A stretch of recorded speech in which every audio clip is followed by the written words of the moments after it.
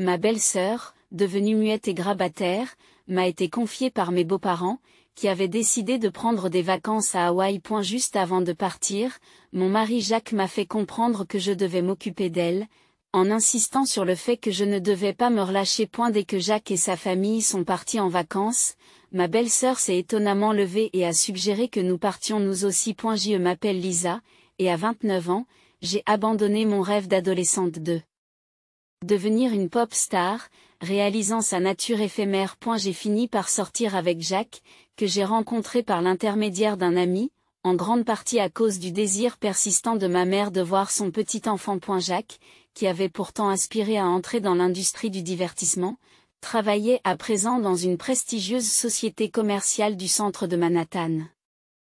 Après l'université, j'ai travaillé dans une banque jusqu'à ce que je me marie, et j'ai alors quitté mon emploi. Lors d'une visite chez les parents de Jacques, j'ai appris l'existence de sa jeune sœur Lucie qui, enfant, avait contracté une encéphalite à la suite d'une grippe, la laissant muette et alitée en raison de lésions cérébrales. Et la mère de Lucie s'était principalement occupée d'elle, mais, étonnamment, Lucie et moi nous entendions bien et communiquions par le biais du langage des signes. Au fil du temps, j'ai naturellement adopté la langue des signes et notre lien s'est renforcé. Malgré cela, ma belle-mère, qui était très différente de Lucie, était constamment sarcastique et critique à mon égard. Jacques et moi vivions dans un appartement situé à une trentaine de minutes de chez nous, mais ma belle-mère se présentait parfois à l'improviste, pinaillait et donnait des instructions traditionnelles, comme de garder les chaussures de Jacques propres et de plier le linge proprement. Elle appelait Jacques Jackie et insistait sur des pratiques dépassées, comme le fait de ne pas se coucher avant lui.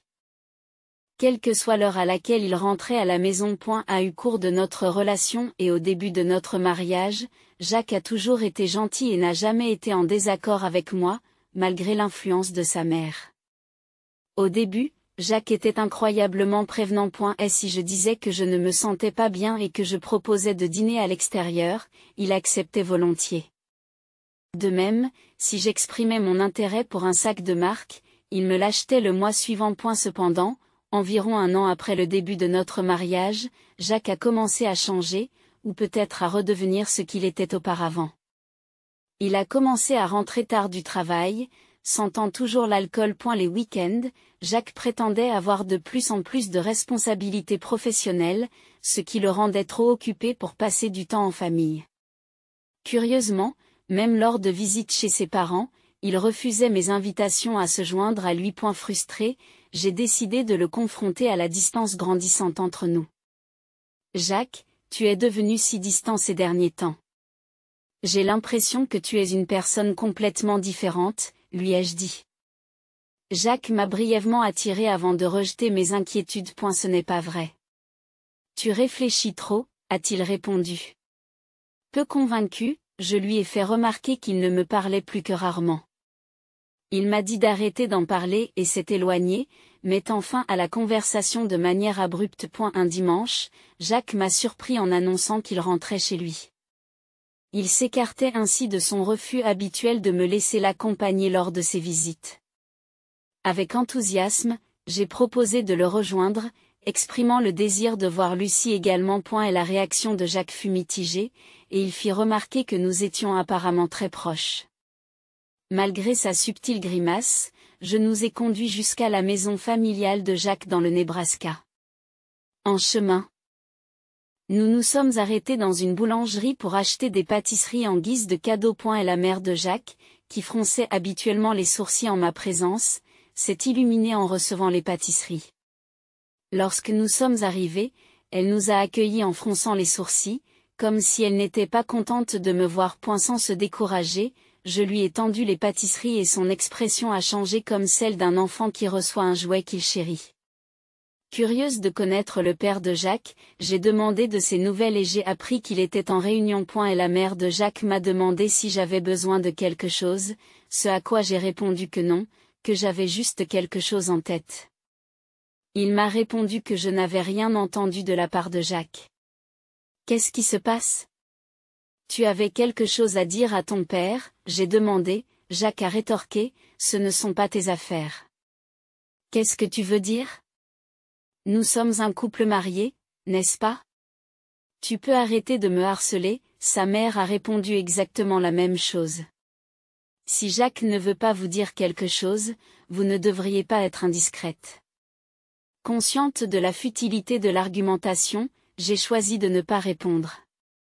À ce moment-là, la sœur de Jacques est apparue. Oh, Jacques, tu es là, dit-elle. Jacques a saisi l'occasion en disant, Sœur, tu tombes à pic. J'ai quelque chose à te dire. Elle s'enquit. De quoi s'agit-il? Propose Jacques. Je peux prendre de longues vacances le mois prochain. Je pensais à un voyage en famille à Hawaï. Et toi, sœurette, elle a répondu, je passe mon tour. Je n'ai pas de passeport. J'ai été déconcertée. Jacques, habituellement occupé par son travail, proposait un voyage à Hawaï. Inquiète, j'ai demandé, Jacques, est-ce que tout va bien dans ton travail? Sa mère a semblé mécontente de mon intervention et m'a dit, tu ne devrais pas te mêler des décisions que Jacques a prises. Vous êtes vraiment curieuse, n'est-ce pas? La mère de Jacques a alors révélé la véritable raison de la réunion. Je devais m'occuper de Lucie pendant leurs vacances. Bien que momentanément surprise, j'ai réalisé qu'il était plus intéressant de rester avec Lucie que d'aller à Hawaï avec ma belle-mère. J'ai accepté de m'occuper de Lucie, mais j'ai demandé pourquoi il m'avait fait venir jusqu'ici pour une telle discussion. Jacques m'a expliqué qu'il s'attendait à une résistance et qu'il voulait que sa mère me convainque par la force si nécessaire. Abasourdi, j'ai quitté la pièce pour me rendre dans la chambre de Lucie. Lucie était ravie de me voir et m'a demandé comment j'allais. Lorsque j'ai expliqué que Jacques m'avait demandé de venir chez leurs parents, Lucie a remarqué le changement de comportement de Jacques. Lucie m'a proposé de rester et nous avons passé un bon moment à discuter. Une heure plus tard, Jacques est venu me chercher et nous sommes rentrés à la maison. Lucie m'a fait un léger clin d'œil, laissant entrevoir une vérité choquante et un plan encore plus choquant. Un mois plus tard, le jour du voyage à Hawaï, Jacques et moi sommes allés chez ses parents.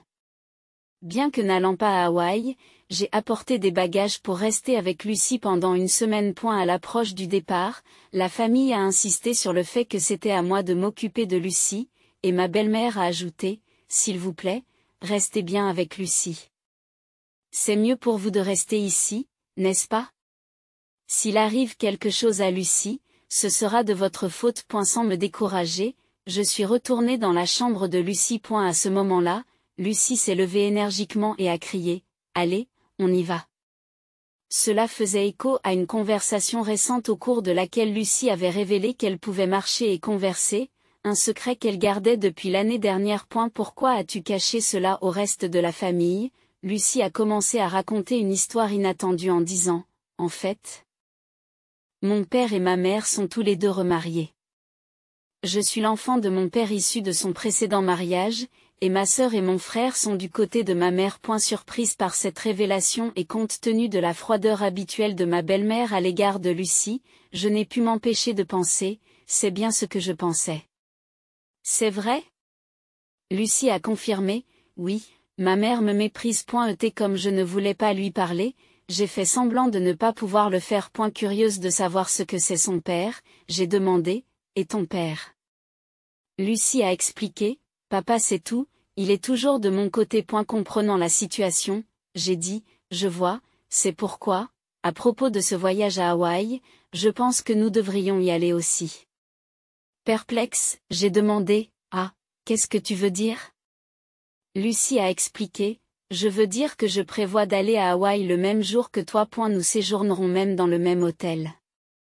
Sa proposition m'a pris au dépourvu et j'ai répondu, quoi? Je serais ravie d'aller à Hawaï avec toi, Lucie.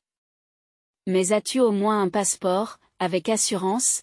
Lucie m'a répondu, bien sûr, j'ai obtenu mon passeport en secret le mois dernier. Et ne t'inquiète pas pour les dépenses. Mon père prend en charge nos billets d'avion et le centre de villégiature, y compris le tien. Enthousiasmé par la tournure inattendue des événements, j'ai dit, je vois, j'ai vraiment hâte d'y être. C'est ainsi que nous nous sommes retrouvés à l'aéroport, Lucie et moi, arrivant à Hawaï tôt le matin. Mon beau-père, qui nous avait soutenus, était là pour nous accueillir et nous exprimer sa gratitude. J'ai dit, merci, beau-père. Je me sens coupable pour tous les billets d'avion et les frais de villégiature que vous avez pris en charge. Il m'a rassuré en me disant, ne t'inquiète pas. Tant que vous vous amusez tous les deux, vous êtes malheureux. Après l'atterrissage, nous avons pris un taxi pour nous rendre à l'hôtel. Lucie et moi partagions une chambre. Pendant que nous nous installions, j'ai dit à Lucie que ton père avait l'air d'avoir beaucoup voyagé. Lucie m'a répondu que oui, il a fait plusieurs voyages d'affaires internationaux. Il est même allé à Hawaï plusieurs fois. Préparant une surprise pour Jacques et la famille, Lucie a dit, alors, qu'est-ce qui est prévu? Je suppose que ma mère et tout le monde vont dîner au restaurant ici ce soir.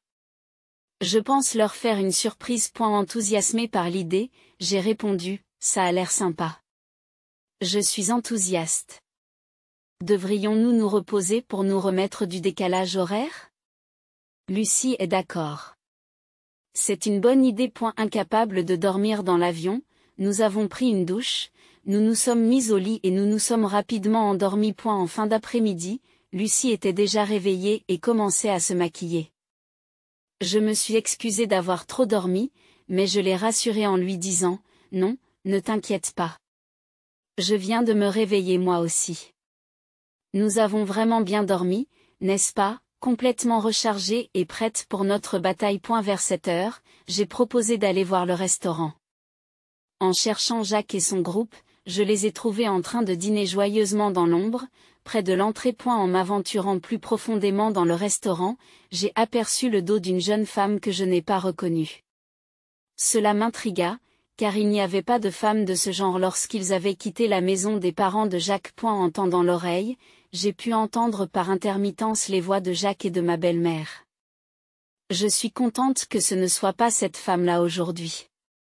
Oui, j'ai vraiment tiré la courte paille. Elle est corrompue, se répète ma famille. Et si seulement nous avions eu une fille élégante comme elle dès le départ. Je veux divorcer et repartir sur de nouvelles bases. J'essaierai de trouver un motif de divorce et d'obtenir de cette femme une pension alimentaire élevée. Même sans motif de divorce? Ce n'est pas grave. Je peux en inventer autant que je veux. Elle est si mauvaise que j'ai envie de la jeter à la poubelle. Je veux voir mon petit enfant né de vous et d'elle. Ma belle-mère adressait à la femme un sourire qu'elle ne m'avait jamais montré auparavant. J'étais poussée par l'envie de m'avancer et de voir le destin de cette femme. Mais je me suis retenue. Je suis retournée dans ma chambre et j'ai dit à Lucie que cela avait pris du temps. Je suis désolée. J'ai vu quelque chose de choquant. Jacques a amené une femme que je n'avais jamais vue auparavant. Quoi? J'étais sur le point de crier. Jacques et ma belle-mère n'arrêtaient pas de dire du mal de moi. Et Jacques a même dit qu'il trouverait une raison pour divorcer. C'est terrible. Jacques m'a traité de mauvaise prise. Mais en le voyant avec une autre femme, je me suis sentie soulagée. Maintenant, je peux divorcer purement et simplement. C'est une bonne chose. Allons-nous faire notre entrée? Lucie et moi nous sommes dirigés vers la salle du restaurant. Lorsque nous sommes entrés dans le restaurant, nous avons demandé à nous asseoir près de la table de Jacques et nous avons pu obtenir une place assez proche d'eux. Ils n'ont pas remarqué notre arrivée car nous étions assis tout près d'eux. Nous pouvions entendre leur conversation, qui était encore remplie de commentaires désobligeants à mon égard. J'étais stupéfaite et j'ai fini par esquisser un sourire amer en voyant qu'ils pouvaient me dénigrer indéfiniment. Voyant mon visage, Lucie a fait un signe de tête avec un sourire, signe que nous devions commencer notre contre-attaque. Je me suis levée de mon siège, j'ai fait un pas en avant vers Jacques et j'ai crié. Vous vous amusez bien? Je n'oublierai jamais l'expression des visages de Jacques et de ma belle-mère à ce moment-là. Ils avaient la bouche ouverte et les yeux écarquillés. Ils se sont figés pendant quelques secondes. Au bout de quelques secondes, ma belle-mère a enfin pris la parole. Qu'est-ce que vous faites là? Et comment Lucie est-elle arrivée ici sans fauteuil roulant? À ces mots, Lucie s'est levée, a souri à ma belle-mère et lui a dit, je n'ai pas besoin de fauteuil roulant. Grâce à vous, mon corps et mon langage sont redevenus normaux. J'ai dû vous causer pas mal d'ennuis pendant longtemps. Lucie, quand avez-vous retrouvé la parole? Je me demande quand c'était, peut-être l'année dernière. Alors pourquoi l'avoir caché jusqu'à présent? Parce qu'il valait mieux que vous continuiez à croire que je ne pouvais pas parler. Jacques, et vous disiez du mal de moi tout à l'heure, n'est-ce pas? Le visage de ma belle-mère est devenu pâle en un instant. Qu'est-ce que tu veux dire? Demanda-t-elle. Oui, nous ne disions rien de mal sur toi, Lisa, a rétorqué Jacques. Ça ne marchera pas. J'ai tout enregistré sur mon téléphone. Tu veux que je te le repasse tout de suite? Ai-je répliqué. Ma belle-mère s'est tue, mais Jacques s'est levé. Lisa, tu m'as causé des ennuis pendant tout ce temps, et maintenant tu fais ces affirmations scandaleuses, aboya-t-il. C'est Jacques qui a fait des affirmations absurdes, alors j'ai riposté.